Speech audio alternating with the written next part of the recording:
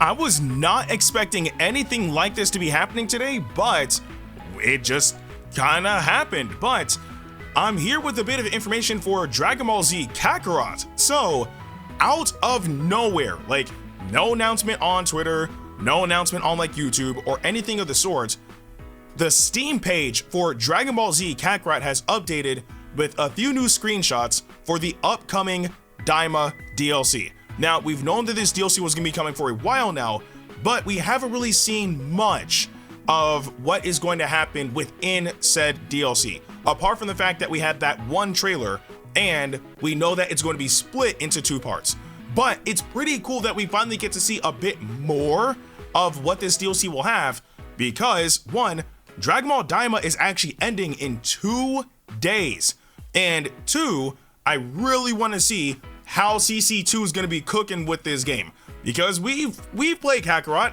We know when it comes down to some scenes, they be cooking. They definitely do. So we're just gonna be looking at all the images that were posted on Steam, and then just, you know, kind of breaking down what to expect when it comes down to part 1 and part 2. So first image you guys are seeing right now is, of course, Goku Mini falling with Glorio, Supreme Kai, and of course Pansy. Kind of straightforward. Afterwards, we have another screenshot of Goma and Degasu. I'm assuming this is when they were first reviewing, you know, everybody's like, you know, heroics on Earth and whatnot. And they're trying to figure out how to get about, you know, I guess getting Dende to be able to like execute their plans and all that stuff. But there's that one. And then of course we have the next image, which is just a shot of the Demon Realm, which just looking at this is gonna be like, you can tell there's gonna be so much to do based on how large this area seems to be. This is the third demon realm, and it's wow. Like, I think that's one cool thing about Kakarot is the fact that it's just open. Like, you can continue the story if you want, or if there are some things that you want to do on the side, it's possible. Especially seeing that we've gotten so much lore about the demon realm in general, that it will be nice to see what type of side content, like side quests, that they'll have alongside all of this. So just seeing how large and expansive this area is has me pretty freaking excited. And then on the next page, this one has me really excited. So this scene, we see Goku Mini running around, but it's very obvious what this is. So this is Goku Mini when he was fighting against Glorio, when they were trying to test each other's strength because of that Minotaur that showed up in episode 6. But this is that specific scene. So it's cool to see Goku fighting Glorio, but knowing that it's not just gonna be like a quick like one-off, like a cutscene or anything of the sort.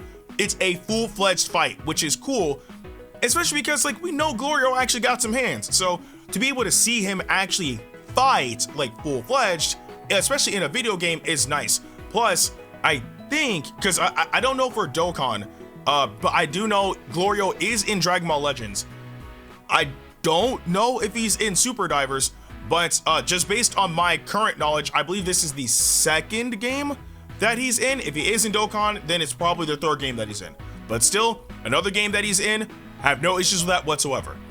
And then on the next one, come on, y'all. Come on, y'all. Y'all know what this is, bro.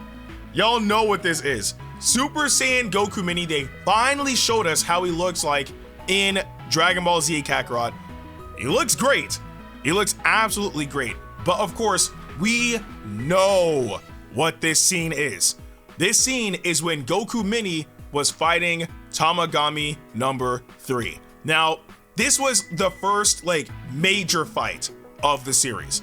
And we all know how incredible it looked from like the entire sequence of it was so freaking cool. And of course, this Kamehameha is the one that he used to pretty much end the fight before, you know, he turned Super Saiyan 2 and then landed that final strike. So it's just cool seeing how CC2 is gonna go about going about this scene, I should say, because like I said, in Dragon Ball Z Kakarot, there are a ton of scenes that they just made look they made it look incredible. Prime example is Super Vegito versus Buhan.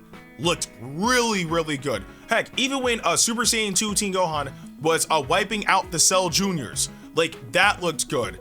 Like there's so, like I can't wait to actually see this animated. I'll just put it like that, like animated in the game, I should say. I can't wait to see it. And then the final screenshot is, of course, the image of Tamagami number 3. So in this picture, we already know it was him versus Goku. We do know Goku won, but it was still a cool thing to see in the anime, and now we finally get to see that in the games. And I think, because again, I don't know if Tamagami number 3 is in Dokkan, but he definitely is in Legends. So I believe this is also the second game that Tamagami number 3 is in, unless he's in Super Divers, but you know. But those are all of the screenshots. But based on the screenshots that we got, it seems as if that part 1 is going to be focusing all the way up to the point of Tamagami number 3, maybe a little bit afterwards, because the fight of Tamagami number 3 happened in episode 8, which ironically the dub will be reaching in 2 days. But the episode only has, the anime only has 20 episodes. So if they're splitting it in half with a part 1 and a part 2 for this DLC, then that should mean that part 1 should be covering the first 10 episodes, and then part 2 should be covering the last 10 episodes, which would make sense. So that means like part 2 would have Super Saiyan 3 Vegeta Mini, Tamagami number 2, what else? I believe Majin Ku and Majin Du as well, Tamagami number 1, etc, etc. So I'm so excited for this DLC, man, because I mean, granted, there have been some misses with Kakarot DLC, especially like DLC 1, that was just not really it, but then they do got some fire, like DLC 3, that was incredible. Also the Bardock DLC was really, really good, and also the 23rd World Tournament was good too. So I'm excited to see what they do with this, man, especially because not only did they give us these screenshots today, the pre-orders for the DLC went live as well. Again, completely shadow dropped. There's been no announcement of this anywhere, not even the official Dragon Ball games like Twitter accounts, the YouTube channels, like nowhere have they announced this yet, which is crazy to me, but hey, it is what it is. All in all though, I'm so excited for this DLC. You guys know I love Dragon Ball Z Kakarot. I love doing the playthrough for you guys. We've been covering the game for, oh my goodness, I think this is 5 years now. But it's been an incredible journey, and now come July to September, we'll be able to continue that journey all the way up, leading into apparently the beginning of next year, because even though the pre-orders are available now, it says for part 1 that doesn't release until around July to September of this year, and then part 2 will be releasing between January and March of next year. So it's just one update per year, but hopefully they make the wait worth it. But that's about it, guys. Again, I wasn't planning on making like any other video today, but I saw this randomly pop up, so of course I had to cover it because I'm excited for it, and I hope that you guys are excited for it too. But I do want to know what you guys think about this in the comment section below. But with that being said, I'm Ndukauba. Like, share, and subscribe, and I'll see you guys in the next video.